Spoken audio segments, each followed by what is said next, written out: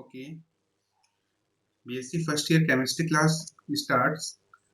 Let's the students are connected. Then we start the class.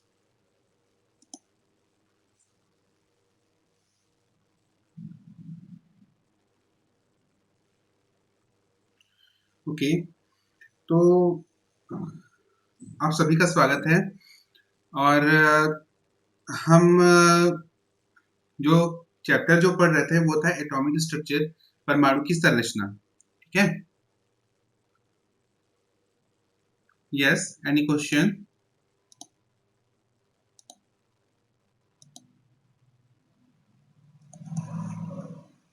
Hello hello. हाँ, ठीक है. तो चलिए हम यहाँ पर पढ़ रहे थे परमाणु की संरचना. एटॉमिक स्ट्रक्चर हमारे चैप्टर था. तो ये जो चैप्टर जो है एटॉमिक स्ट्रक्चर जो है इसको हमने आज इसकी तीसरी क्लास है, ये हमने स्टार्ट कर लिया था. Yes, anyone asking question?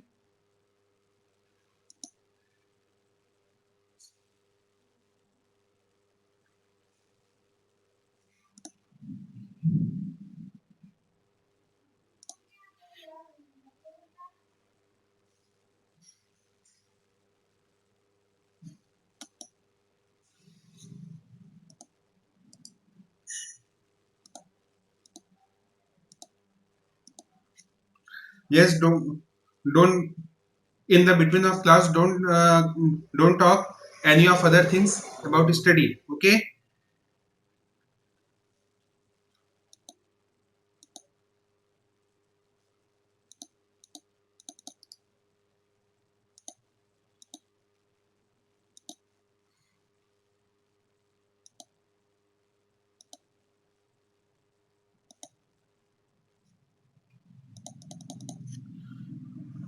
Okay, in the middle of class don't asking any of silly things.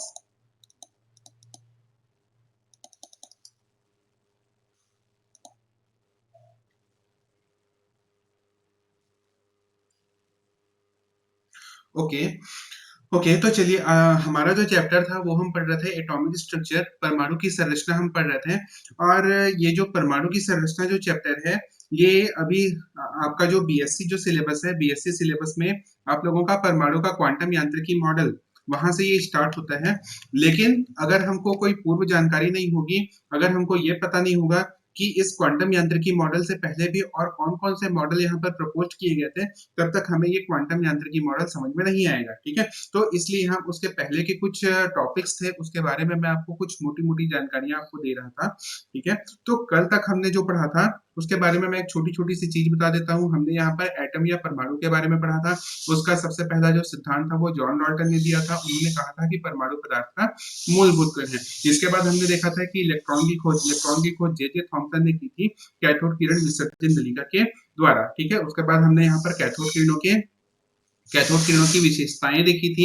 विशेषताओं के बाद हमने इसका आवेश द्रव्यमान अनुपात की गणना की थी जो भी जिसे कि जे थॉमसन ने किया था. इलेक्ट्रॉन का आवेश द्रव्यमान अनुपात होता है 1.75 into 10 to power 11 coulomb per KG. ठीक है.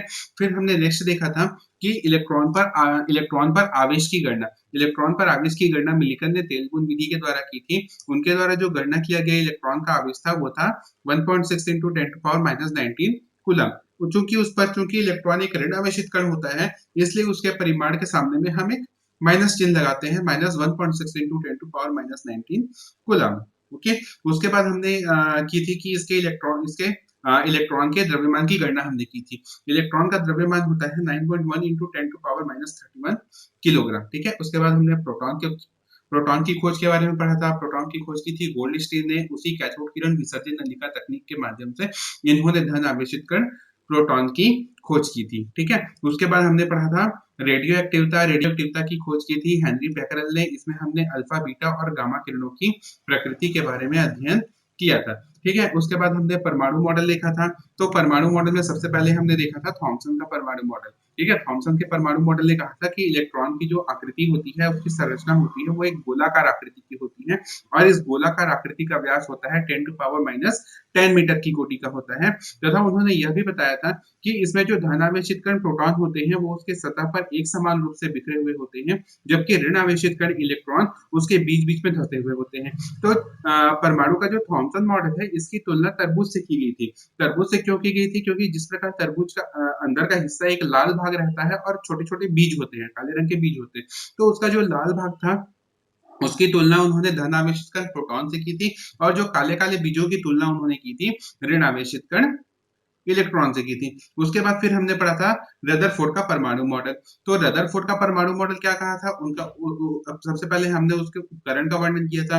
उपकरण में उन्होंने क्या किया था, सोने की पतली पन्नी पर अल्फा कणों की बमबारी की थी। तो सोने की पतली पन्नी पर जब उन्होंने अल्फा कणों की बमबारी की तब उन्होंने देखा कि इससे कुछ ऐसे परिणाम प्राप्त हुए जो कि थॉमसन के द्वारा बताए गए परमाणु मॉडल से बिल्कुल ही भिन्न थे। तो उनके प्रयोग से यह निष्कर्ष निकलता है कि उन्होंने क्या देखा, उन्होंने यह देखा कि बहुत सारे अल्फा कण ऐसे होते हैं जो सोने की पतली को बिना किसी विक्षेपण के या बिना अपनी मार्ग से विक्षेपित हुए सीधे ही पार कर जाते हैं।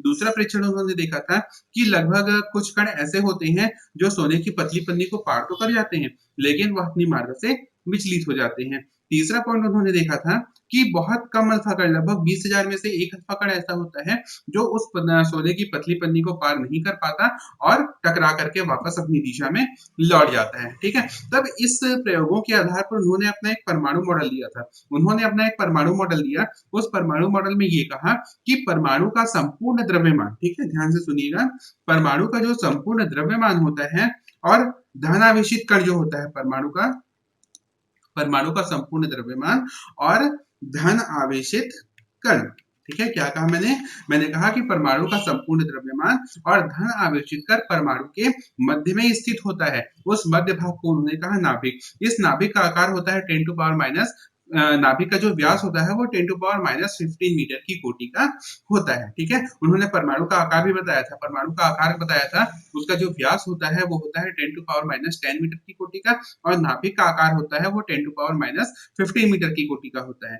ठीक है, उसके बाद उन्होंने ये बताया था कि जो परमाणु में जो ऋणावेशित कण इलेक्ट्रॉन होते हैं, परमाणु में जो ऋणावेशित कण इलेक्ट्रॉन होते हैं वो नाभिक में ना होकर के वह नाभिक के बाहर चारों तरफ स्थित होते हैं और ये जो इलेक्ट्रॉन होते हैं वो नाभिक के चारों तरफ स्थिर अवस्था में नहीं होते, वो नाभिक के चारों तरफ बहुत ही तीव्र गति से उसकी चारों तरफ चक्कर लगाते हैं। जैसा कि हमारा सौर मंडल है, हमारे सौर मंडल में सूर्य जो है वो सौर मंडल के बिल्कुल मध्य पर स्थित है और जितने सारे जो ग्रह होते हैं वो उस सूर्य के चक्कर लगाते रहते हैं। तो ठीक वैसे ही परमाणु की संरचना में धन आवेशित कण नाभिक परमाणु के मध्य में होता है और इलेक्ट्रॉन उसके चारों तरफ चक्कर लगाते हुए होते हैं। इसके अलावा उन्होंने ये भी कहा था कि प्रोटॉन पर धन आवेश होता है और इलेक्ट्रॉन पर ऋण आवेश होता है। तो प्रोटॉन और इलेक्ट्रॉन के मध्य में स्थिर वैद्युत प्रकार का आकर्षण बल पाया जाता है। साथ ही उन्होंने एक लास्ट पॉइंट ये भी कहा था कि नाभिक और इलेक्ट्रॉन के मध्य में परमाणु में बहुत सारा खाली स्थान होता है जिसके कारण अल्फा कण बिना विचलित हुए ही निकल जाता है। ठीक है, इसके अलावा उन्होंने एक बात और कहा था कि जो प्रत्येक परमाणु का जो धनावेश का परिमाण होता है वह हर परमाणु में अलग अलग होता है।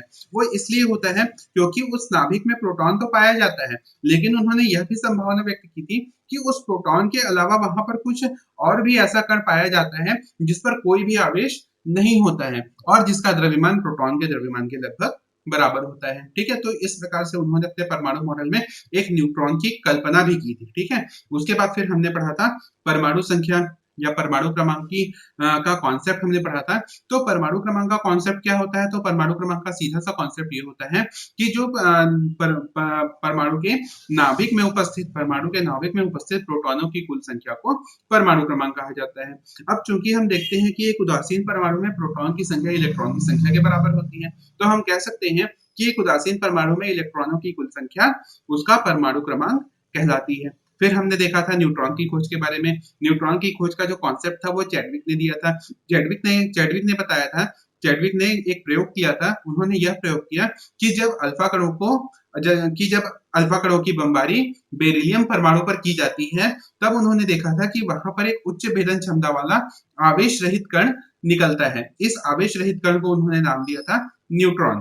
ठीक है, इस आवेश रहित कण को उन्होंने क्या क्या नाम दिया? उन्होंने इसे न्यूट्रॉन नाम दिया। उन्होंने देखा कि इस कण का कुछ द्रव्यमान होता है, जिसका द्रव्यमान प्रोटॉन के द्रव्यमान के बराबर होता है। इसका द्रव्यमान होता है लगभग 1.67 into 10 to power minus 27 kilogram, जो कि हाइड्रोजन के एक परमाणु के द्रव्यमान के बराबर होता है। उसके बाद फिर हमने कॉन्सेप्ट देखा था द्रव्यमान संख्या, परमाणु भार का हमने कॉन्सेप्ट देखा था। तो परमाणु भार का कॉन्सेप्ट क्या होता है? परमाणु भार वही होता है भाई, परमाणु का कुल द्रव्यमान। अब चूंकि हम परमाणु में तीन मुख्य चीजें पाई जाती हैं, एक होता है इलेक्ट्रॉन, दूसरा है प्रोटॉन और तीसरा है न्यूट्रॉन। चूंकि इलेक्ट्रॉन का द्रव्यमान बहुत नगण्य होता है, इलेक्ट्रॉन का द्रव्यमान होता है 9.1 into 10 to power minus 31 kilogram. मैंने कहा 10 to power minus 31 किलोग्राम, मतलब वो क्या है? बहुत ही नगण्य है। ठीक है, इलेक्ट्रॉन का द्रव्यमान बहुत ही नगण्य है, तो हम इलेक्ट्रॉन को उसमें क्या कर सकते हैं? इलेक्ट्रॉन को लगभग हम जीरो मान सकते हैं। तो जो प्रोटॉन परमाणु का जो कुल द्रव्यमान होता है, वो उस परमाणु के नाभिक के कारण होता है। और नाभिक में क्या क्या उपस्थित होता है? तो नाभिक नाभिक में प्रोटॉन और न्यूट्रॉन उपस्थित होता है। तो इन्हीं प्रोटॉन और न्यूट्रॉनों की कुल संख्या को ही हम परमाणु भार कहते हैं। तो परमाणु भार क्या कहेंगे? परमाणु के नाभिक में उपस्थित प्रोटॉन और न्यूट्रॉन की कुल संख्या का योग क्या कहलाता है? द्रव्यमान संख्या या परमाणु भार कहलाता है। ठीक है, फिर हमने देखा था समस्थानिक। समस्थानिक क्या होता है? कि एक ही तत्व के भिन्न भिन्न परमाणु, एक ही तत्व के भिन्न एक ही तत्व के भिन्न भिन्न परमाणु, जिनका परमाणु क्रमांक समान होता है परंतु परमाणु भार अलग अलग होता है, उसे हम समस्थानिक कहते हैं। दूसरा हमने देखा था जैसे कि हाइड्रोजन के तीन समस्थानिक है, हाइड्रोजन, ड्यूटेरियम और ट्राइटियम। ठीक है, समभारिक। दूसरा हमने देखा था समभारिक। तो समभारिक क्या होता है? समभारिक भिन्न भिन्न तत्व के भिन्न भिन्न परमाणु, जिनके परमाणु क्रमांक अलग अलग होते हैं परंतु परमाणु भार समान होते हैं, उसे हम समभारिक कहते हैं। जैसे कि मैंने एग्जांपल दिया था आर्गन, पोटेशियम और कैल्शियम का। तो आप देख रहे हैं आर्गन, पोटेशियम और कैल्शियम तीनों का परमाणु क्रमांक तो अलग अलग है। आर्गन का होता है 18, पोटेशियम का परमाणु क्रमांक होता है 19, यहाँ पर गलती से लिखा गया है। ठीक है, उसको आप सुधार लीजिएगा।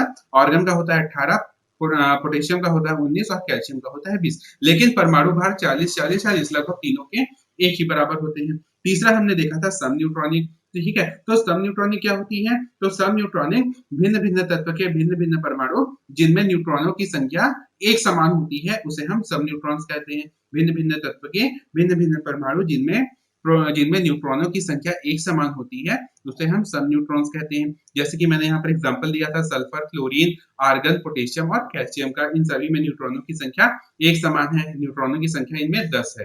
ठीक है, फिर हमने देखा था सम इलेक्ट्रॉनिक। तो सम इलेक्ट्रॉनिक क्या होते हैं? ऐसे मूलक या ऐसे मूलक जिनमें इलेक्ट्रॉनों की संख्या एक समान होती है।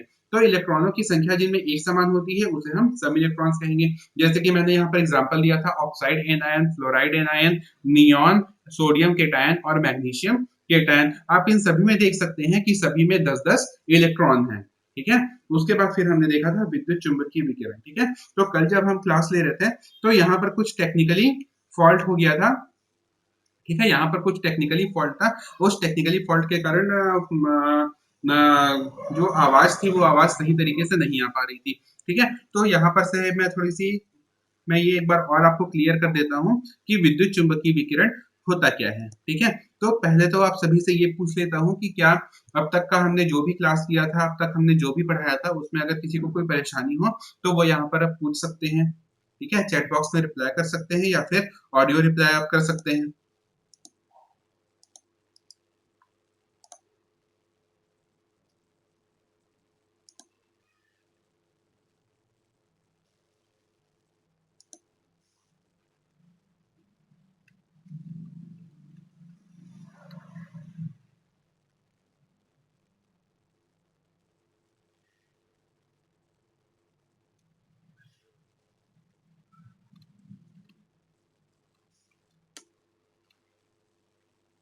ठीक है, मुझे लगता है यहाँ पर किसी को कोई परेशानी नहीं है, सभी को अच्छे से समझ में आ रहा है।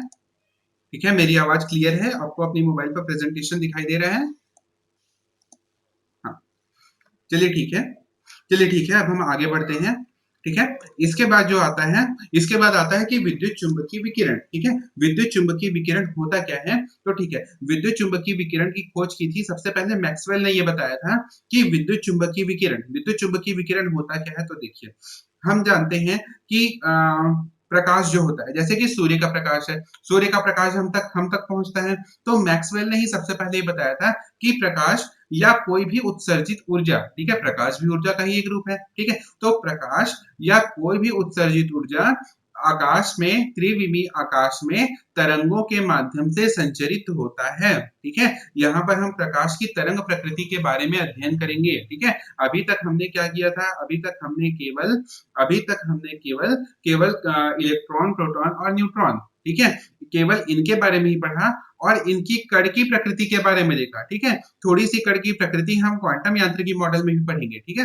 अभी हम यहाँ पर तरंग की प्रकृति देख रहे हैं, ठीक है। तो तरंग की प्रकृति में सबसे पहले मैक्सवेल ही वह वैज्ञानिक था जिसने यह बताया था कि प्रकाश अथवा कोई भी उत्सर्जित ऊर्जा अंतरिक्ष में इन्हीं तरंगों के रूप में ही गति करती है, इन्हीं तरंगों के रूप में ही वो संचरित होती है। संचरित होने का मतलब है कि वो आगे की ओर बढ़ती हैं, तरंगों के माध्यम से वो आगे बढ़ती हैं और इन तरंगों के साथ अपना विद्युत क्षेत्र और चुंबकीय क्षेत्र उपस्थित होता है और इसी कारण ही इन्हें कहा गया विद्युत चुंबकीय विकिरण। समझ में आया विद्युत चुंबकीय विकिरण क्या होता है? कि कोई भी जो प्रकाश है या विकिरित ऊर्जा है वह अंतरिक्ष में तरंगों के रूप में संचरित होती हैं और इन तरंगों का अपना विद्युत क्षेत्र और चुंबकीय क्षेत्र होता है, जिसके कारण इसे हम विद्युत चुंबकीय तरंगें कहते हैं, ठीक है। और ये जो विद्युत चुंबकीय विकिरण है इन्हें विद्युत चुंबकीय तरंग भी कह सकते हैं, ठीक है। तो यदि कोई प्रकाश है या यदि कोई ऊर्जा है, यदि वह तरंगों के रूप में संचरित होती है, तरंगे मतलब देखिए विद्युत चुंबकीय तरंगे और विद्युत चुंबकीय विकिरण, ठीक है, दोनों अलग अलग चीजें। अगर हम खाली तरंग कहेंगे या फिर विद्युत चुंबकीय विकिरण कहेंगे। विद्युत चुंबकीय विकिरण मैंने इसलिए कहा क्योंकि उन तरंगों के साथ विद्युत क्षेत्र और चुंबकीय क्षेत्र है, ठीक है। यदि हम सिंपल अगर तरंग कहें तो जो विद्युत चुंबकीय विकिरण है उसमें भी सभी गुण होंगे जो तरंगों में होंगे, लेकिन तरंगों में ये आवश्यक नहीं है कि वो विद्युत चुंबकीय गुण उस तरंगों में भी होगा। तरंग हम सिंपल तरंग उसे कह सकते हैं जैसे कि यदि मान लो आप तालाब में बैठ करके पत्थर फेंक दिए तो क्या होता है वहां पर जल की सतह पर तरंगों की उत्पत्ति हो जाती है, तो वो तरंग हो गई, वो विद्युत चुंबकीय विकिरण नहीं है। विद्युत चुंबकीय विकिरण क्या होगा? जैसे कि प्रकाश है या फिर कोई उत्सर्जित ऊर्जा है, ठीक है, वो हो गया विद्युत चुंबकीय विकिरण। तो विद्युत चुंबकीय विकिरण में वे सभी गुण पाए जाते हैं जो एक तरंग में पाए जाते हैं, ठीक है। तो तरंग क्या होता है? तो तरंग के बारे में एक छोटी सी जानकारी आपको दे देता हूँ कि तरंग जो होता है वो माध्यम के कणों में वो जो माध्यम में जो कण उपस्थित होते हैं उन कणों में एक प्रकार का डिस्बर्समेंट हो जाता है। डिस्बर्समेंट कहने का मतलब है कि वहां पर एक अनियमितता उत्पन्न हो जाती है, वो डिस्टर्ब हो जाते हैं, जो माध्यम के कण है वह डिस्टर्ब हो जाते हैं। डिस्टर्ब होने का मतलब ये है कि उनमें कंपन होने लगता है, ठीक है, और वो कंपन क्या और वही कंपन तरंगों की उत्पत्ति का कारण होता है और यह तरंग जो होते हैं वो लगातार अपनी माध्य स्थिति से ऊपर की ओर विस्थापित होते हैं और वापस अपनी माध्य स्थिति पर आकर के फिर से वो नीचे की ओर जाते हैं या अपनी विपरीत दिशा में जाते हैं और इस प्रकार से कण कंपन करने लगते हैं, ठीक है। वो लगातार देखिए यहाँ पर ऊपर की ओर जो सबसे अधिक विस्थापन है वो कहलाता है श्रिंग और नीचे की तरफ सबसे अधिक विस्थापन कहलाता है गर्द। तो इस प्रकार से जो कण जो होते हैं वो उनमें कंपन होने लगता है और इसी कंपन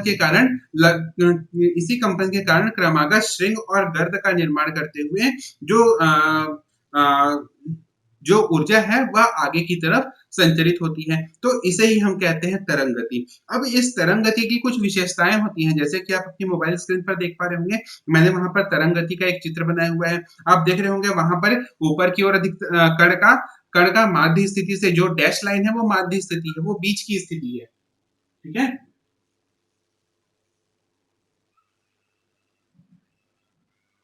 ठीक है, ये जो माध्य स्थिति जो मैंने डैश लाइन जो बनाया हुआ है ये इसकी माध्य स्थिति है। अब इस माध्य स्थिति से कण ऊपर की ओर अधिकतम विस्थापित होते हैं और नीचे की ओर अधिकतम विस्थापित होते हैं। तो जब ऊपर की ओर अधिकतम विस्थापन होगा तब वो कहलाएगा श्रिंग और जब नीचे की ओर अधिकतम विस्थापन होगा तब वो कहलाएगा गर्द। अब इन जो ये जो तरंग गति होती है इस तरंग गति में कुछ विशेष गुण पाए जाते हैं। सबसे पहला गुण होता है तरंग दैर्ध्य। देखिए मैंने वहां पर लिखा हुआ है वेवलेंथ उल्टा वाई, ये कहलाता है लैम्डा। ठीक है, इसको हम लैम्डा के द्वारा प्रदर्शित किया जाता है। लैम्डा एक प्रकार का ग्रीक वर्ड है, जो यह ग्रीक भाषा है, ग्रीक भाषा से लिया गया है लैम्डा। ठीक है, तो तरंगदैर्ध्य क्या होता है? तो देखिए मैंने यहाँ पर सीधा लिखा हुआ है कि दो क्रमागत श्रृंग अथवा दो क्रमागत गर्त के बीच की दूरी को तरंगदैर्ध्य कहते हैं। दो क्रमागत श्रृंग अथवा दो क्रमागत गर्त के बीच की दूरी को तरंगदैर्ध्य कहते हैं। ठीक है, इसका मात्रक होता है एंगस्ट्रॉम। ठीक है, इसका एसआई पद्धति में मात्रक होता है मीटर। तो एंगस्ट्रॉम को जब हम मीटर में परिवर्तित करते हैं तब क्या होता है कि एक angstrom is equal to 1 angstrom is equal to 10 to power minus 10 metre. 1 angstrom is equal to 10 to power minus 10 metre. Okay, ठीक। दूसरा आता है फ्रीक्वेंसी। फ्रीक्वेंसी का मतलब होता है आवृत्ति। ठीक है, तो आवृत्ति क्या होती है?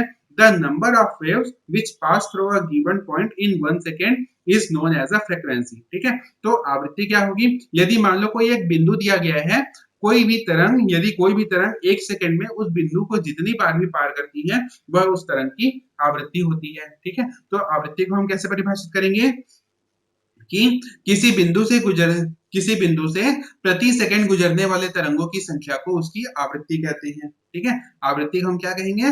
किसी बिंदु से प्रति सेकंड गुजरने वाले तरंगों की संख्या को हम उस तरंग की आवृत्ति कहते हैं। आवृत्ति को हम न्यू के द्वारा प्रदर्शित करते हैं। वी अंग्रेजी का स्मॉल वी, इसके ग्रीक भाषा में न्यू कहते हैं। ठीक है, न्यू।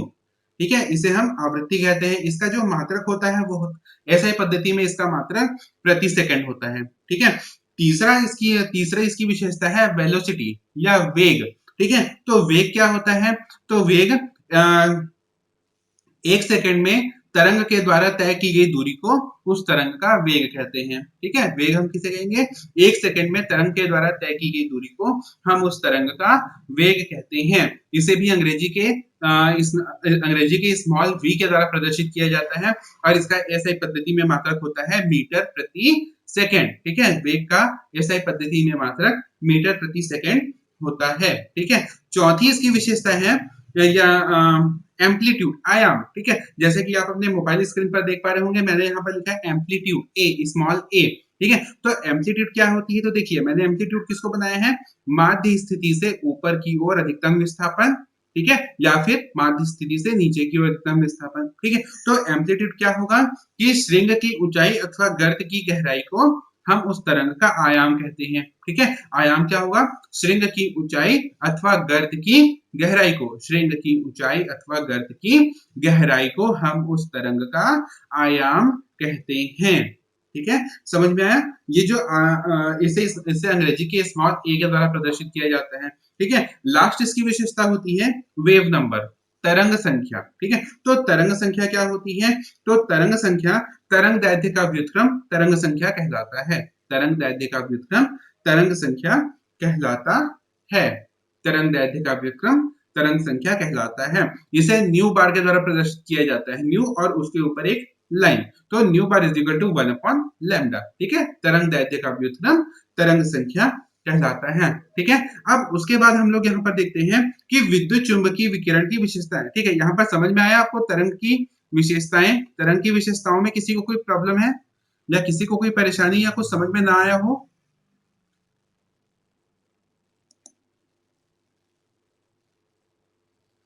ठीक है, ये मैंने यहाँ पर इसलिए नहीं लिखा है क्योंकि ये आपके सिलेबस में नहीं है, ये केवल आपको एक छोटी सी जानकारी के लिए मैं आपको बता रहा हूँ, ताकि आपको आगे जो मैं पढ़ाऊँ वो आपको बहुत ही अच्छे तरीके से समझ में आए। ठीक है, अगर इसकी जानकारी आपको नहीं होगी तो आगे मैं कुछ भी पढ़ाते जाऊंगा वो आपको बिल्कुल भी समझ में नहीं आएगा। ठीक है, इसलिए ये सभी चीज मैं आपको बता रहा हूँ।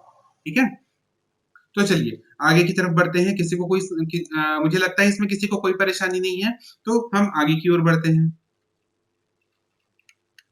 ठीक है, अब उसके बाद आता है कि विद्युत चुंबकीय विकिरण की विशेषताएं। अभी हमने जो विशेषताएं पढ़ी हैं वो विशेषताएं हैं वो है तरंग गति की विशेषताएं। ठीक है, क्योंकि हम जो विद्युत चुंबकीय विकिरण है वो तरंगों के माध्यम से संचरित होती है। जैसे मैंने यहाँ पर चित्र बनाया, देखिए यहाँ पर है, यदि मान लो कोई तरंग है, वो उसके संचरण की दिशा है एक्स अक्ष में। ठीक है, तीन अक्ष यदि हम त्रिविमीय आकाश में लें तो त्रिविमीय आकाश में हम 3 अक्ष लेते हैं, एक्स अक्ष, वाई अक्ष और जेड अक्ष। ठीक है, यदि उस तरंग के संचरण की दिशा एक्स अक्ष पर हम लेते हैं तो जो विद्युत क्षेत्र उससे संलग्न जो विद्युत क्षेत्र और चुंबकीय क्षेत्र होता है वह उस तरंग संचरण की दिशा के लंबवत होता है और उसके साथ-साथ वो एक दूसरे के भी लंबवत होते हैं। विद्युत क्षेत्र और चुंबकीय क्षेत्र जो है वो एक दूसरे के लंबवत होते हैं और उसके साथ-साथ वो तरंग संचरण की दिशा के भी लंबवत होते हैं। ठीक है? तो देखिए इसकी पहली विशेषता ये है कि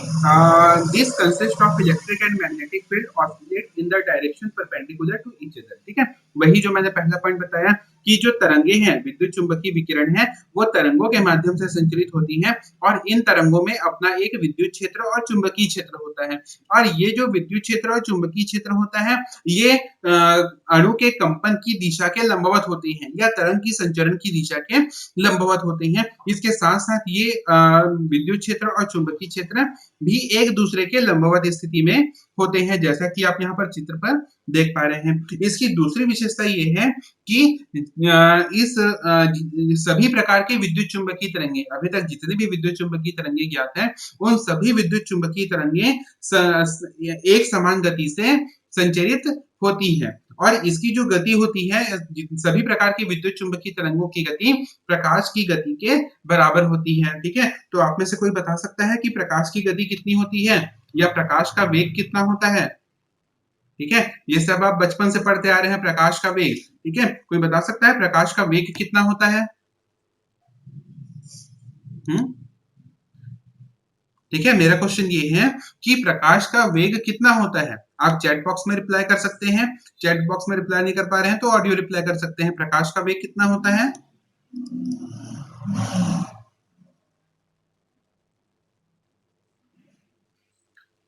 मेरा क्वेश्चन आपसे ये है भाई कि प्रकाश का वेग कितना होता है? बिल्कुल सीधा सिंपल सा क्वेश्चन है, कोई बहुत ज्यादा कठिन क्वेश्चन मैंने नहीं किया है। बचपन से आप सभी पढ़ते आ रहे हैं कि प्रकाश की वेग, प्रकाश की चाल कितनी होती है भाई प्रकाश की चाल?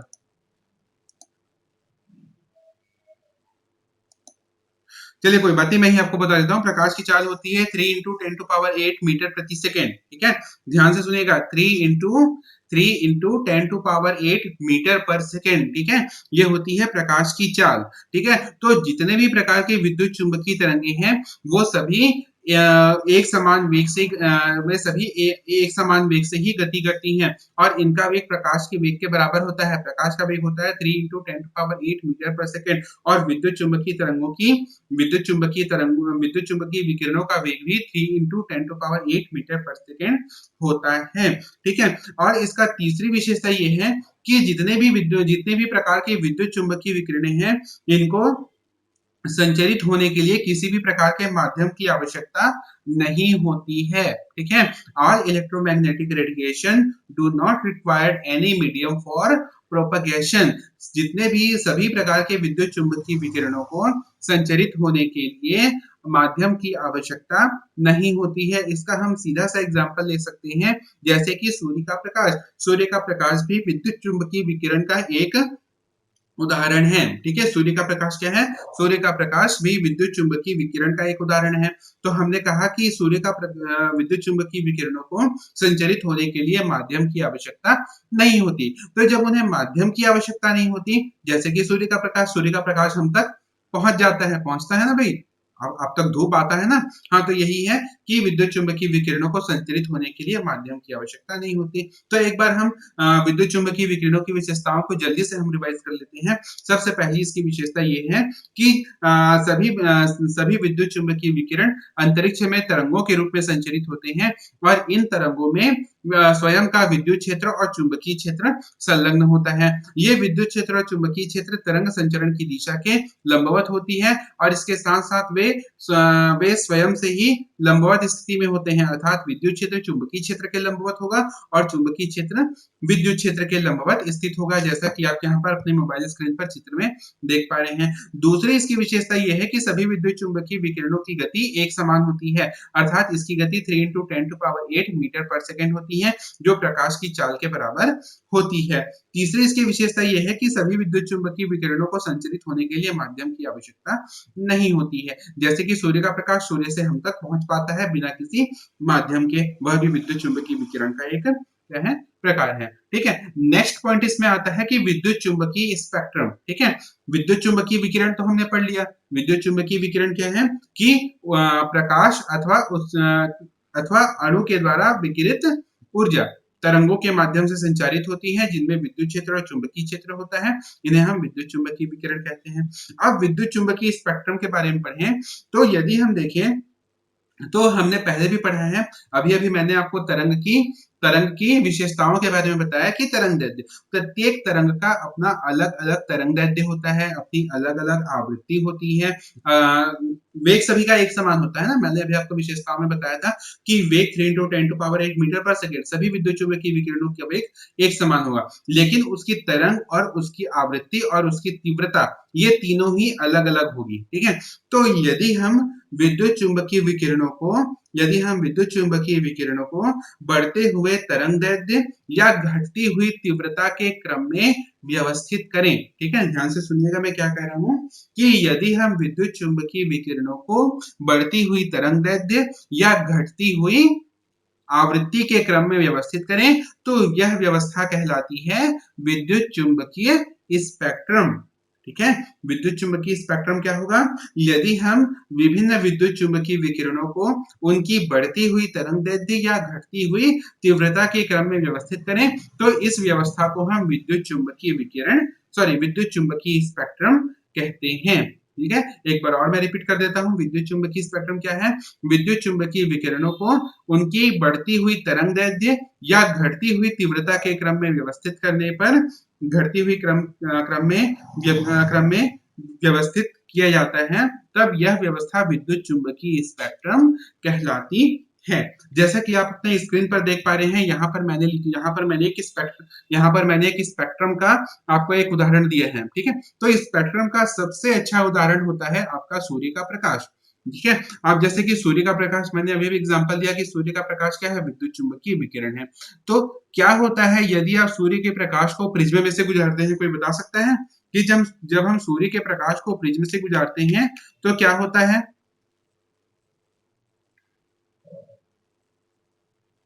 ठीक है, कोई आंसर दे सकता है भाई कि जब हम सूर्य के प्रकाश को प्रिज्म से गुजारते हैं तो क्या होता है? इसका प्रैक्टिकल भी आपने किया होगा क्लास 10th में, जब आप 10वीं क्लास में रहे होंगे ना, तब आपने इसका प्रैक्टिकल किया होगा। क्या होता है जब हम सूर्य के प्रकाश को प्रिज्म में से गुजारते हैं? भाई आपके सामने आपको दिखाई दे रहा होगा आपको चित्र में कि जब हम सूर्य के प्रकाश को प्रिज्म से गुजारते हैं तो क्या होता है?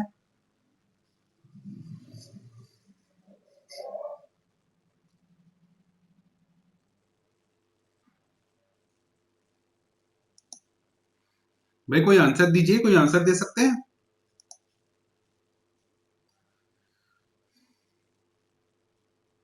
आप टेक्स्ट रिप्लाई कर सकते हैं या फिर ऑडियो रिप्लाई भी आप कर सकते हैं।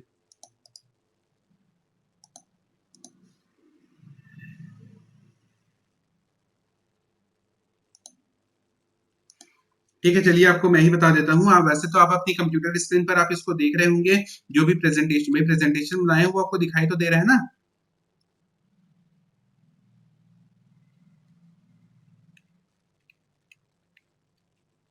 ठीक है, देखिए, तो जब हम सूर्य के प्रकाश को प्रिज्म में से गुजारते हैं तब वो 7 अलग-अलग रंगों में विभाजित हो जाता है। ठीक है, क्या होता है जब हम सूर्य के प्रकाश को प्रिज्म में से गुजारते हैं तब वह 7 अलग-अलग रंगों में विभाजित हो जाता है। तो ये 7 अलग-अलग रंगों में विभाजित क्यों होता है? क्योंकि भाई 7 अलग-अलग रंगों में विभाजित होता है ना, जैसे आप अपनी स्क्रीन पर देखिए बैगनी, जामुनी, नीला, हरा, पीला, नारंगी और लाल, ये 7 अलग-अलग रंग है ना, तो ये 7 अलग-अलग रंगों में विभाजित क्यों होता है? क्योंकि इन सभी अलग-अलग रंगों का तरंग दैर्ध्य या इनकी आवृत्ति अलग-अलग होती है। ठीक है, क्या होता है कि इन सभी तरंग दैर्ध्य की, ये जितने भी प्रकार के रंग हैं, इन सभी रंगों की तरंग दैर्ध्य या आवृत्ति अलग-अलग होती है। इसी के कारण जब हम सूर्य के प्रकाश को प्रिज्म में से गुजारते हैं तो वो 7 अलग-अलग रंगों में विभाजित हो जाता है। तो हमें केवल ये 7 रंग ही क्यों दिखते हैं? क्योंकि ये केवल एक दृश्य प्रकाश है। तो सूर्य के प्रकाश में केवल ये दृश्य प्रकाश ही उपस्थित नहीं होते, उसमें कुछ और भी विकिरणें सम्मिलित होती हैं, जैसे कि गामा रेज़ होता है। ठीक है, सबसे सबसे कम तरंगदैर्ध्य वाला जो विकिरण है वह है गामा रेज, ठीक है। इसका तरंगदैर्ध्य सबसे कम होती है और तीव्रता सबसे अधिक होती है, ठीक है। तो गामा रेज, गामा किरणों का तरंगदैर्ध्य सबसे कम होता है। उसके ऊपर हम जाते हैं तो आता है एक्सरे। एक्सरे के बाद एक्सरे, एक्स विकिरण, ठीक है, एक्स किरण। उसके बाद फिर आता है अल्ट्रावायलेट, ठीक है। अल्ट्रावायलेट आता है पराबैंगनी किरणें, ठीक है। पराबैंगनी किरणों के बाद फिर आती है दृश्य किरणें, ठीक है। दृश्य क्षेत्र में वो सभी 7 रंग आते हैं जो हमें प्रिज्म में दिखाई देते हैं। उससे उससे जो ज्यादा तरंगदैर्ध्य होती है वो होती है अवरक्त किरणें, ठीक है, इंफ्रारेड, आईआर, अवरक्त किरणें। अवरक्त किरणों के बाद में फिर आता है माइक्रोवेव्स, और माइक्रोवेव्स के बाद में फिर आता है रेडियो वेव्स, और रेडियो वेव्स के बाद में फिर लॉन्ग रेडियो रेस, ठीक है। तो सबसे पहला आता है गामा रेस। तो गामा रेस का गामा किरणें, गामा किरणों का जो तरंगदैर्ध्य होता है वो 10 टू पावर माइनस 16 मीटर से 10 टू पावर माइनस 12 मीटर तक होता है, ठीक है। गामा किरणें का तरंगदैर्ध्य 10 टू पावर माइनस 16 मीटर से 10 टू पावर माइनस 12 मीटर तक होता है। फिर आता है एक्स किरणें। तो एक्स किरणों का तरंगदैर्ध्य होता है 10 टू पावर माइनस 10 मीटर से 10 टू पावर माइनस 8 मीटर तक का तरंगदैर्ध्य होता है। फिर आता है अल्ट्रावायलेट रेस, ठीक है, पराबैंगनी किरणें। पराबैंगनी किरणों का तरंगदैर्ध्य होता है 10 to power minus 8 to 10 to power minus 8 metre, 10 to power minus 8 metre to 400 nanometre, ठीक है। उसके बाद आती है दृश्य विकिरण। तो दृश्य विकिरण की स्टार्ट होती है 400 नैनोमीटर से 700 नैनोमीटर, ठीक है। ये अलग अलग रंग का होता है, violet, indigo, violet, indigo, blue, green, yellow, orange और रेड, ठीक है। अलग अलग तरंगदैर्ध्य की का अलग अलग रंग होता है। उसके बाद फिर आता है अवरक्त विकिरणें। अवरक्त विकिरणों का तरंगदैर्ध्य होता है 10 to power minus 6 to 10 to power minus 4 metre. फिर आता है माइक्रोवेव्स। माइक्रोवेव्स का तरंगदैर्ध्य होता है 10 to power minus 4 sorry 10 to power minus 2 से 10 10 टू पावर सॉरी माइक्रोवेव्स का है 10 टू पावर माइनस 2 से 10 metre, 10 to power minus 2 to 10 metre. फिर आता है radio waves. Radio waves 10 metre to 10 to power 2 metre या 10 मीटर से 100 मीटर, उसका तरंगदैर्ध्य होता है 10 मीटर से 100 मीटर। फिर आता है long radio waves. Long radio waves का होता है 100 मीटर से 100 मीटर से 10,000 100 मीटर से 1 लाख मीटर, ठीक है। 10 to power 2 metre to 10 to power 5 metre, ठीक है। तो ये कहलाता है विद्युत चुंबकीय विकिरण। समझ में आया? विद्युत चुंबकीय स्पेक्ट्रम। विद्युत चुंबकीय स्पेक्ट्रम समझ में आया? विद्युत चुंबकीय विकिरणों को जब उनके बढ़ते हुए तरंगदैर्ध्य में या घटते हुए आवृत्ति के क्रम में व्यवस्थित किया जाता है, तब इस व्यवस्था को हम विद्युत चुंबकीय स्पेक्ट्रम कहते हैं। इसका सीधा सा उदाहरण हम ले सकते हैं, जैसा कि जब हम सूर्य के प्रकाश को प्रिज्म में से गुजारते हैं तब वह 7 अलग अलग रंगों में विभाजित हो जाता है। इसी को हम विद्युत चुंबकीय स्पेक्ट्रम कहते हैं, या दृश्य क्षेत्र का स्पेक्ट्रम कहते हैं, या सूर्य के प्रकाश का स्पेक्ट्रम कहते हैं। इस स्पेक्ट्रम में विभिन्न प्रकार की विकिरणें होती हैं, जैसे कि गामा रेज, एक्स रेज, पराबैंगनी किरणें, दृश्य क्षेत्र के विकिरण, अवरक्त विकिरणें, माइक्रोवेव, माइक्रोवेव, सूक्ष्म तरंगे, रेडियो वेव्स और लॉन्ग रेडियो वेव्स, ये सभी कहलाते हैं विद्युत चुंबकीय विकिरण, सॉरी विद्युत चुंबकीय स्पेक्ट्रम। समझ में आया विद्युत चुंबकीय स्पेक्ट्रम? ठीक है, इसमें किसी को कोई परेशानी है विद्युत चुंबकीय स्पेक्ट्रम में?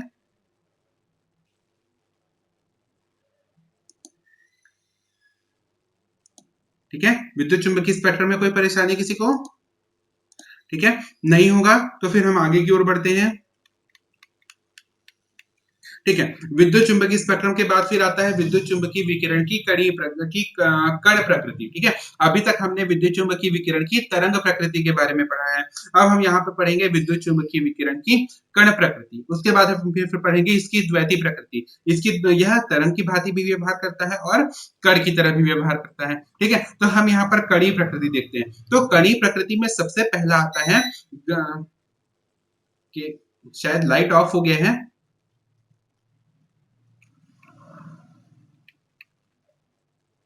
ओके, आपको प्रेजेंटेशन आपकी स्क्रीन पर दिखाई दे रहा है, मेरी आवाज आपको सुनाई दे रही है?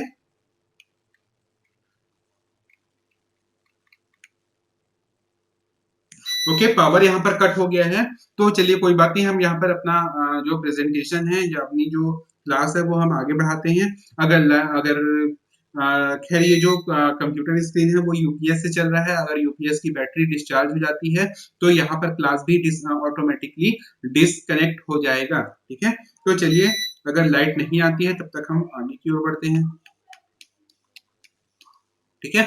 तो विद्युत चुम्बकीय विकिरण की कण प्रकृति, ठीक है। तो विद्युत चुम्बकीय विकिरण की कण प्रकृति के बारे में अगर हम देखें, अभी तक हमने तरंग प्रकृति के बारे में पढ़ा।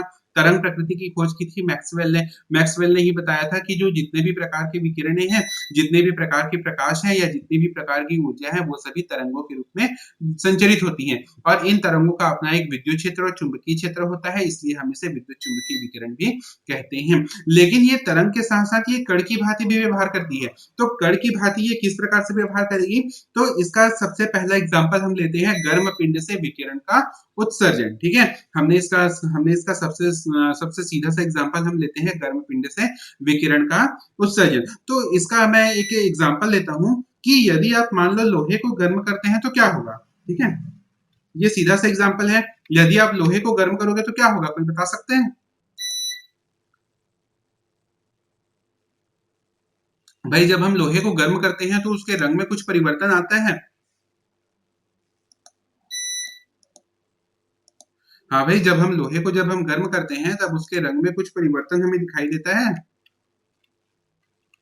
तो हाँ, तो कैसा परिवर्तन दिखाई देता है, ठीक है? जब हम क्या करते हैं किसी भी लोहे यदि कोई लोहे का कोई एक रॉड है, यदि हम उस लोहे के रॉड को यदि हम गर्म करें, तो वो क्या होता है उसका रंग परिवर्तित हो जाता है। जैसा लोहा होता है, लोहा क्या है? लोहा एक धातु है, तो धातु कैसा होता है? आपने धातु की विशेषताएँ आपने पढ़ी होंगी ना, अपनी छोटी क्लास में आपने पढ़ी होगी धातु और अधातु। तो धातु की एक सबसे बड़ी विशेषता ये होती है कि धातु में एक विशेष धात्विक चमक पाया जाता है, ठीक है? धातु में क्या होती है? धातु में एक विशेष प्रकार का धात्विक चमक पाया जाता है। तो लोहा भी वैसे ही चमकीला सतह का होता है। तो क्या होता है जब हम एक लोहे को गर्म करते हैं, तो हम देखते हैं कि लोहा क्या होता है सबसे पहले जब उसको गर्म करें, तो लोहा लाल रंग का हो जाता है। ठीक है? लोहे को जब हम गर्म करते हैं तो लोहा सबसे पहले लाल रंग का होता है। फिर जब हम उस लोहे को और ज़्यादा गर्म करते हैं तो क्या होता है? कोई बता सकता है? कि जब हम उस लोहे को और ज़्यादा गर्म करें और ज़्यादा गर्म करें तो ये क्या होता है? और ज़्यादा गर्म करें तो ये गुलाबी रंग में परिवर्तित हो जाता है। इसके रंग में परिवर्तन होता है। रंग में परिवर्तन कैसे-कैसे होता है वो मैं आपको बताते जा रहा हूँ। लोहा सबसे पहले चमकीले रंग का होता है। उस चमकीले रंग के लोहे को अगर हम गर्म करेंगे तो वो सबसे पहले लाल रंग में होगा, लाल रंग में गर्म होगा। लाल रंग में गर्म करेंगे फिर वो बैंगनी कलर और ज़्यादा गर्म करेंगे तो वो बैंगनी कलर में परिवर्तित हो जाएगा। और उससे ज़्यादा गर्म करेंगे, ठीक है? उस लाल रंग के लोहे को और ज़्यादा गर्म करेंगे तो वो बैंगनी नहीं, संतरे रंग में परिवर्तित होगा। लाल से संतरे रंग से फिर वो पीले रंग में परिवर्तित होगा। पीले रंग से और ज़्यादा गर्म करेंगे तो फिर वो सफ़ेद रंग में परिवर्तित होगा। ठीक है? और ज़्यादा गर्म करें और सफ़ेद रंग से भी और बहुत ज़्यादा गर्म करें तो वो नीले रंग में परिवर्तित हो जाता है। अपने सबसे अधिक टेम्परेचर पर वो नीले रंग का दिखाई देता है। ठीक है? तो ऐसा क्यों होता है? यदि हम मान लो लोहे को गर्म करते हैं तो वो पहले लाल होता है, लाल होने के बाद वो संतरे रंग का होता है, संतरे रंग में होने के बाद वो पीले रंग का होता है, पीले रंग में होने के बाद सफ़ेद रंग का दिखाई देता है और भी बहुत ज़्यादा और भी यदि हम उसे बहुत ज़्यादा गर्म करते हैं तो फिर वो नीले रंग का दिखाई देता है। तो ऐसा क्यों होता है? तो ऐसा इसलिए होता है क्योंकि हम जैसे-जैसे उसका ताप बढ़ाते जाते हैं, उसके द्वारा उत्सर्जित होने वाले विकिरण का तरंगदैर्ध्य कम होते जाता है या उस विकिरण की आवृत्ति बढ़ते जाती है। तो ये कैसा होता है देखिए देखिए मैंने जैसा कि आप अपने मोबाइल स्क्रीन पर या कंप्यूटर स्क्रीन पर आप देख पा रहे होंगे, यहाँ पर मैंने एक ग्राफ बनाया हुआ है। उस ग्राफ में आप देखिए यहाँ पर दो अक्ष में मैंने एक एक्स अक्ष पर मैंने तरंगदैर्ध्य लिया हुआ है। तरंगदैर्ध्य मैंने लिखा हुआ है लैम्ब्डा उल्टा y और उसका मात्रक मैंने लिया है नैनोमीटर में और y अक्ष पर मैंने लिया हुआ है उसकी तीव्रता। ठीक है? तो यहाँ पर देखिए ये T1 और T2 T1 और T2 कहलाते हैं ताप, टेम्परेचर, ठीक है? ताप। तो यहाँ पर देखिए यहाँ पर T2 बड़ा है T1 से, मैंने ऊपर में लिखा है ना भाई T2 is greater than T1, ठीक है? तो ताप T2 बड़ा है ताप T1 से, ठीक है? तो जैसे-जैसे हम किसी कोई भी जो वस्तु है या कोई भी जो पिंड है, जब हम उसको गर्म करते जाते हैं, तो जैसे-जैसे हम वहाँ पर ताप बढ़ाते जाते हैं, उसके द्वारा उत्सर्जित विकिरण की तीव्रता बढ़ती जाती है और एक निश्चित बिंदु पर पहुँच करके उसकी तीव्रता कम होने लगती है। इसी कारण जब हम लोहे को गर्म करते हैं, तो वो सबसे पहले लाल रंग का दिखाई देता है, फिर वो संतरे रंग का होता है, फिर वो पीले रंग का होता है और अंत में सफ़ेद रंग का हो जाता है और सफ़ेद रंग का होने के बाद में फिर वो नीले रंग का दिखाई देता है। तो यही कारण है कि एक निश्चित बिंदु पर पहुंच करके उसके द्वारा उत्सर्जित प्रकाश की तीव्रता में कमी आने लगती है। ठीक है? तो इस प्रकार यहाँ पर एक कॉन्सेप्ट आता है कृष्ण पिंड का। ठीक है? तो कृष्णपिंड जैसा कि आप लोगों ने क्लास 11 में पढ़ा होगा। कृष्णपिंड क्या है? कृष्णपिंड एक प्रकार का काल्पनिक पिंड है। यह काल्पनिक पिंड क्या होता है? An ideal body which emits and absorb radiation of all wavelength और फ्रीक्वेंसीज, ठीक है? कृष्णपिंड क्या है? कृष्णपिंड एक प्रकार का आदर्श पिंड है। कृष्णपिंड एक प्रकार का आदर्श पिंड है जो सभी तरंगदैर्ध्य और आवृत्ति की विकिरणों को जो सभी तरंगदैर्ध्य की सभी तरंगदैर्ध्य और आवृत्ति की विकिरणों को उत्सर्जित और अवशोषित करती है। समझ में आया? देखिए लाइट आ गई। ओके, तो यहाँ पर किसी को कुछ परेशानी है? यहाँ पर मैंने कृष्णपिंड के बारे में बताया था और यहाँ पर मैंने विकिरण की कण की प्रकृति के बारे में अभी हम लोग यहाँ पर डिस्कस कर रहे हैं, ठीक है? तो कण की प्रकृति में यहाँ पर क्या होता है, देखिए कण की प्रकृति में सबसे पहले आप यहाँ पर अपने आप जो मोबाइल स्क्रीन पर या फिर अपने कंप्यूटर स्क्रीन पर जो भी आप देख रहे होंगे, वहां पर आप देखिए यहाँ पर मैंने एक ग्राफ बनाया है। इस ग्राफ में मैंने एक अक्ष पर मैंने तरंगदैर्ध्य लिया है और दूसरे अक्ष पर मैंने तीव्रता लिया है। वहां पर मैंने दो अलग अलग ताप लिए हैं, T1 और T2, ठीक है? तो T2 बड़ा होता है T1 से, ठीक है? T2 टेम्परेचर अधिक होता है T1 टेम्परेचर से, ठीक है? तो देखिए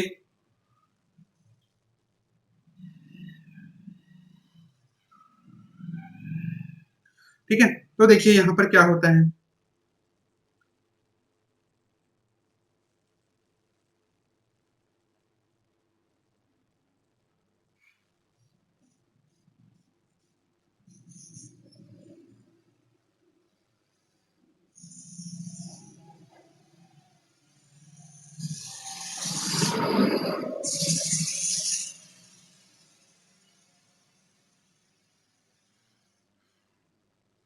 ठीक है, देखिए यहाँ पर क्या होता है, यहाँ पर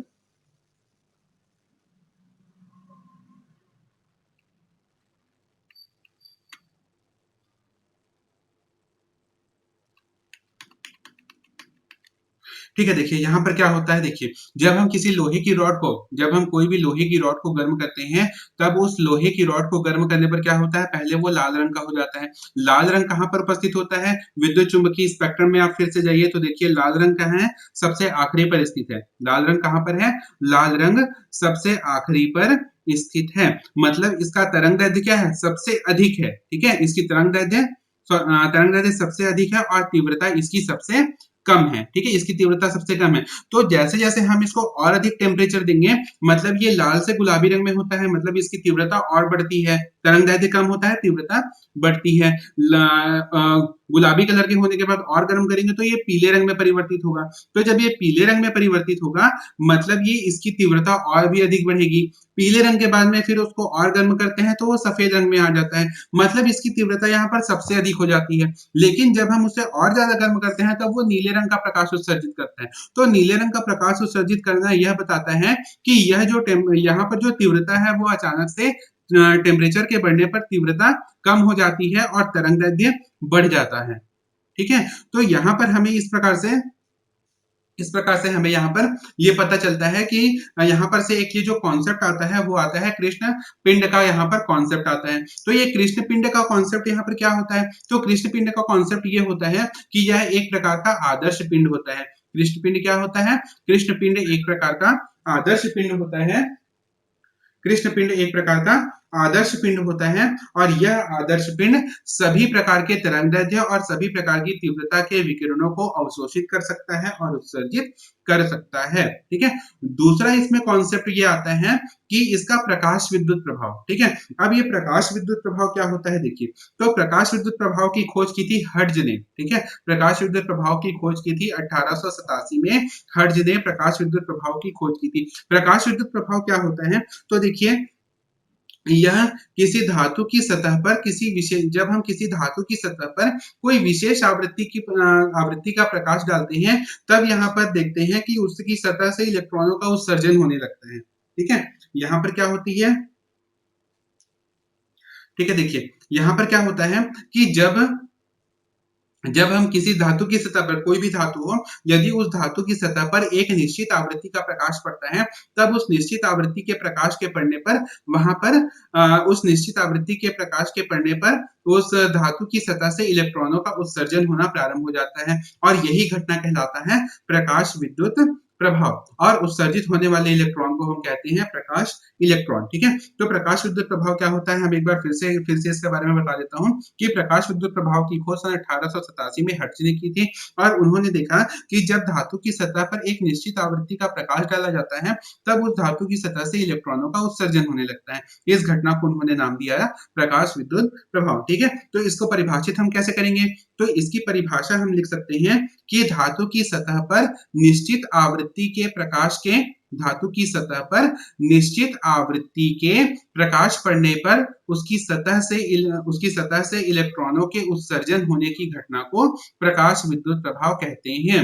धातु की सतह पर निश्चित आवृत्ति का प्रकाश पड़ने पर उसकी सतह से इलेक्ट्रॉनों के उत्सर्जन होने की घटना को प्रकाश विद्युत प्रभाव कहते हैं तथा इन उत्सर्जित होने वाले इलेक्ट्रॉनों को प्रकाश इलेक्ट्रॉन कहते हैं। ठीक है, तो देखिए यहाँ पर जो हर्ट्ज था, हर्ट्ज ने इस घटना ने प्रकाश विद्युत प्रभाव के अध्ययन के लिए एक प्रयोग किया था। उनका प्रयोग का जो उपकरण है वो आपकी स्क्रीन पर आप यहाँ पर नीचे देख पा रहे होंगे। ठीक है, वो यहाँ पर आप अपनी स्क्रीन पर आप नीचे यहाँ पर देख पा रहे होंगे। यहाँ पर उन्होंने एक कांच की एक बेलनाकार नली ली हुई है और इस कांच की बेलनाकार नली में उन्होंने यहाँ पर एक धातु की पतली पट्टी लगा दी है। ठीक है, दो धातु की पतली पट्टी लगा दी है और उसमें से यहाँ पर जो एनोड है, एनोड का संबंध उन्होंने यहाँ पर धारामापी से कर दिया है जिससे यह पता चले कि धातु से इलेक्ट्रॉनों का उत्सर्जन यहाँ पर हो रहा है और उसका संबंध उन्होंने कर दिया बैटरी से। ठीक है, अब उसके बाद उन्होंने जब प्रकाश को उस निश्चित आवृत्ति वाले प्रकाश को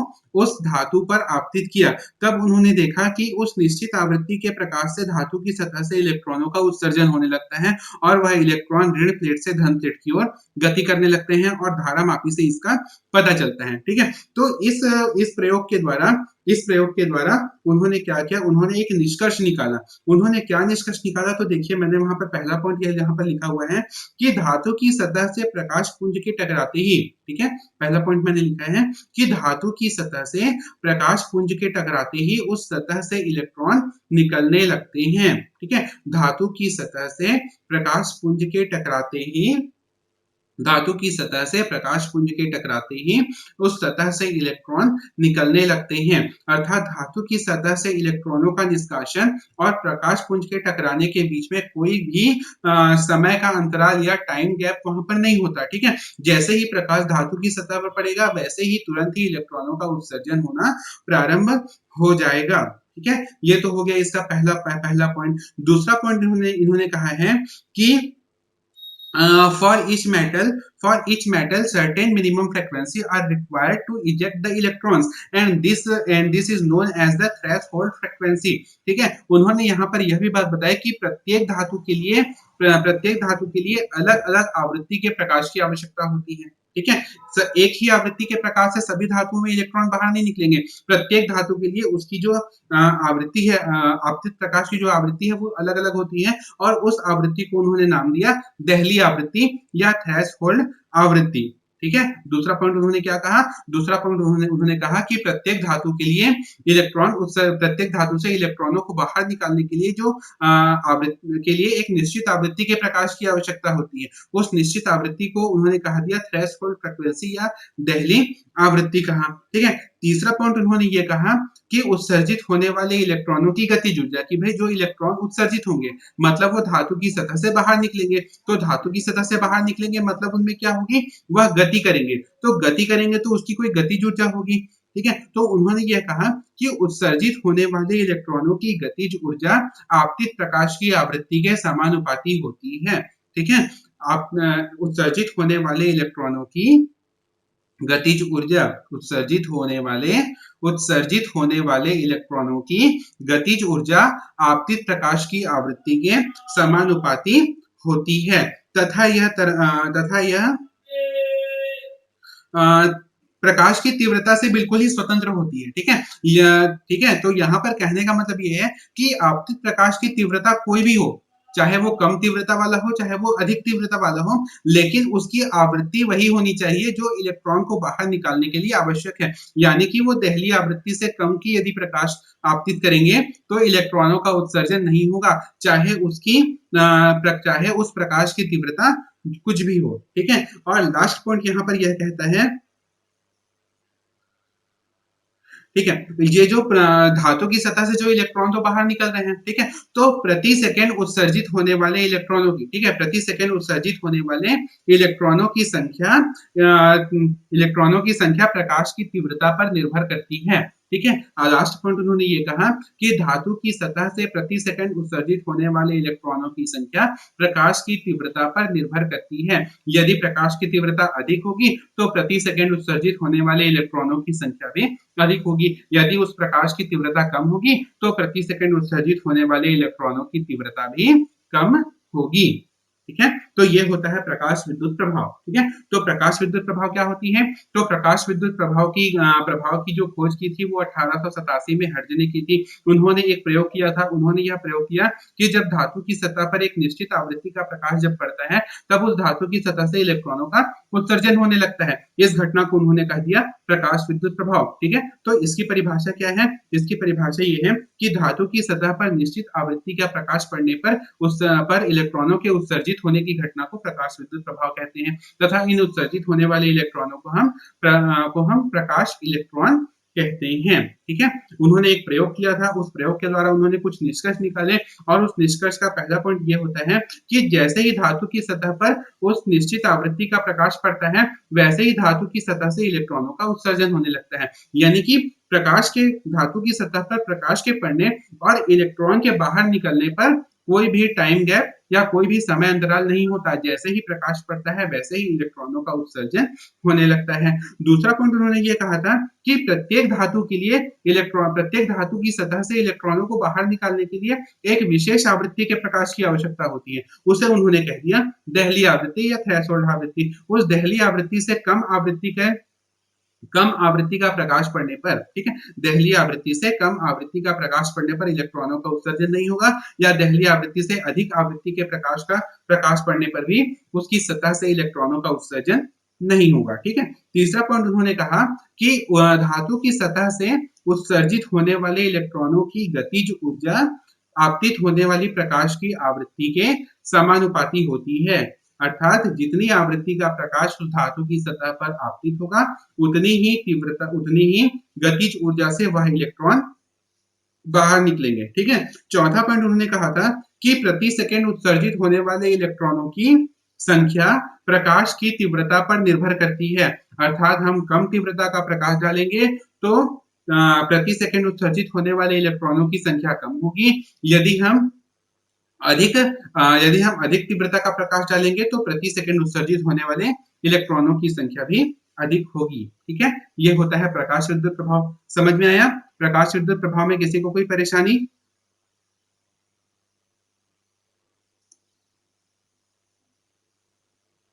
अच्छा, थोड़ा धीमा रीडिंग करें। चलिए ठीक है।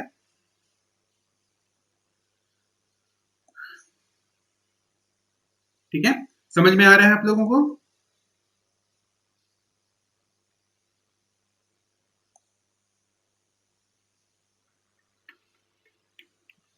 ठीक है? चलिए अब हम आगे की ओर बढ़ते हैं।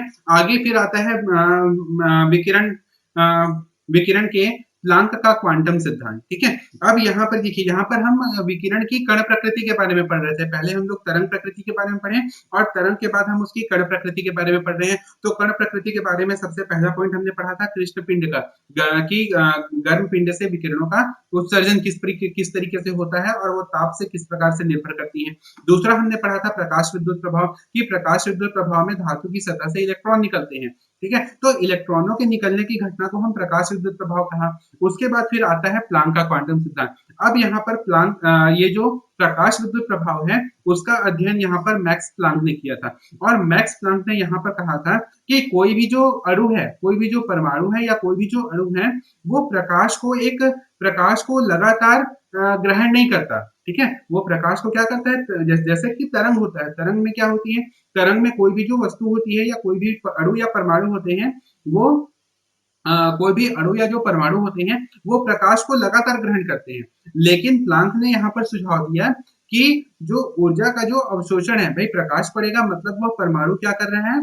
वह परमाणु ऊर्जा को अवशोषित कर रहे हैं। ठीक है? परमाणु ऊर्जा को अवशोषित करता है। तो ऊर्जा का जो अवशोषण होता है वो लगातार नहीं होता, बल्कि वो छोटे-छोटे ऊर्जा के पैकेटों के रूप में होता है। जैसे छोटी-छोटी ऊर्जा के पैकेट्स होते हैं, उन छोटे-छोटे ऊर्जा के पैकेट्स के रूप में परमाणु ऊर्जा को अवशोषित करते हैं, न कि अनवरत रूप में, ठीक है? और इसी प्रकार से विद्युत चुम्बकीय विकिरण के रूप में ऊर्जा की न्यूनतम मात्रा का उत्सर्जन अथवा अवशोषण होता है, ठीक है? इन्हीं ऊर्जा के छोटे-छोटे पैकेटों को प्लांक ने क्वांटा का नाम दिया, ठीक है? प्लांक ने उसको क्या नाम दिया?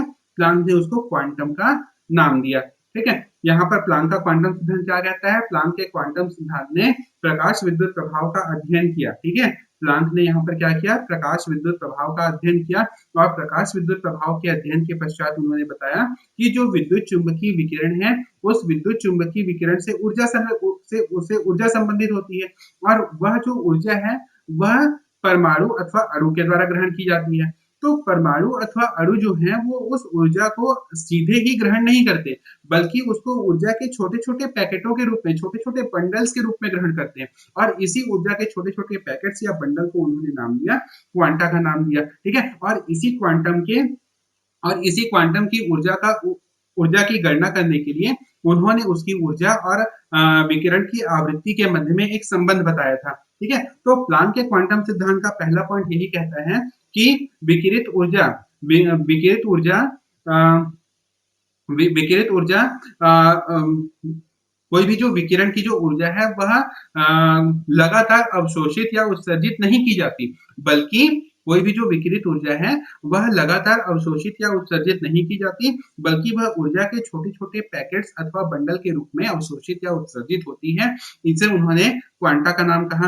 अब ये जो क्वांटम की जो ऊर्जा है वो विकिरण की आवृत्ति के समानुपाती होती है। यहाँ पर उसने ऊर्जा के बारे में बताया था कि जो प्रत्येक क्वांटम की जो ऊर्जा है वह उस विकिरण की आवृत्ति के समानुपाती होती है। यदि हम ऊर्जा को E के द्वारा निरूपित करें और आवृत्ति को न्यू के द्वारा निरूपित करें तो हम इसे लिख सकते हैं E प्रोपोर्शनल टू न्यू या E समानुपाती न्यू। अब हम जब हम समानुपाती चिन्ह को हटाते हैं तब हम क्या लगाते हैं? हम वहां पर बराबर का चिन्ह लगाते हैं और बराबर का चिन्ह लगाने के साथ साथ हम वहां पर एक नियतांक लगाते हैं। तो हम यहाँ पर लिखते हैं E is equal to H nu. यहाँ पर H एक अनुपातिकता स्थिरांक है जिसे हम प्लांक स्थिरांक कहते हैं, ठीक है? इसको हम क्या कहते हैं? प्लांक स्थिरांक या प्लैंक कांस्टेंट कहते हैं, जिसका मान होता है 6.626 into 10 to power 34 joule second, ठीक है? प्लांक स्थिरांक का मान कितना होता है? 6.626 into 10 to power 34 joule second, ठीक है? अब चूंकि आवृत्ति का मान क्या होता है? आवृत्ति न्यू बराबर होता है c अपॉन लैम्डा, जहां पर c होता है प्रकाश का वेग और लैम्डा होता है उसका प्रकाश का तरंग दैर्ध्य। तो जब हम इसको उस समीकरण में रखते हैं तब क्या मिलता है? E is equal to H C upon lambda और यही जो समीकरण है वो कहलाता है प्लांक का क्वांटम समीकरण, ठीक है? यह क्या कहलाता है? प्लांक के एक क्वांटम की ऊर्जा के लिए सूत्र है, ठीक है?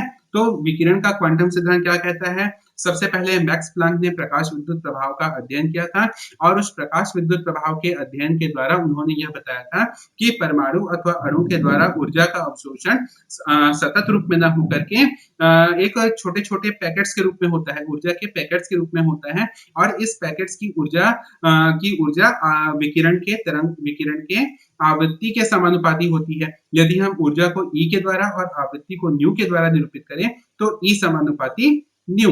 यदि हम समानुपाती चिन्ह को हटा करके बराबर चिन्ह लगाते हैं तब हम एक स्थिरांक लगाते हैं। तो हमने भी यहाँ पर एक स्थिरांक लगाया E is equal to H nu. यहाँ पर H होता है प्लांक स्थिरांक। इस प्लांक स्थिरांक का मान होता है 6.626 into 10 to power 34 joule second, ठीक है? अब देखिए यहाँ पर आवृत्ति बराबर क्या होती है? आवृत्ति बराबर होता है c अपॉन लैम्डा। यहाँ पर c है प्रकाश का वेग और लैम्डा है तरंग दैर्ध्य। c है प्रकाश का वेग और लैम्डा है तरंग दैर्ध्य। अब ये जो मान है nu is equal to c upon lambda, इसको हम यहाँ पर रखते हैं E बराबर h न्यू से, तब क्या प्राप्त होगा? E is equal to H C upon lambda और यही प्लांक के द्वारा बताई गई एक क्वांटम की ऊर्जा होती है E is equal to H C upon lambda, ठीक है? अब यहाँ पर किसी को कोई परेशानी है?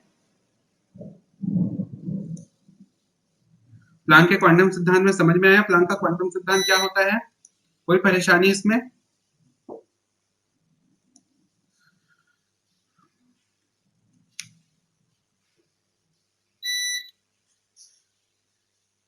ठीक है, प्लांक का क्वांटम सिद्धांत यहाँ पर खत्म होता है। अब आज का सेशन हम यहीं पर खत्म करते हैं।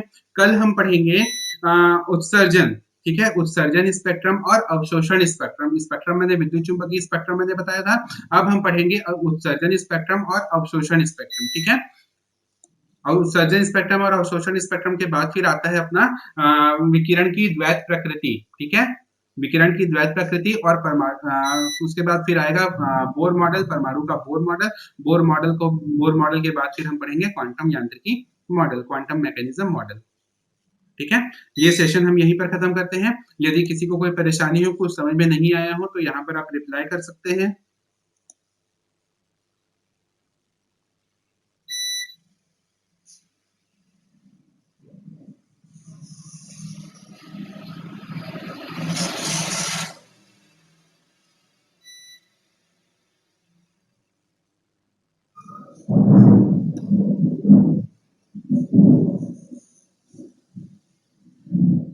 ओके, ठीक है, तो चलिए ये सेशन हम यहीं पर खत्म करते हैं। आप नोट्स बना करके पढ़ाई करते रहिए, ठीक है। Okay, thank you, good luck. Okay.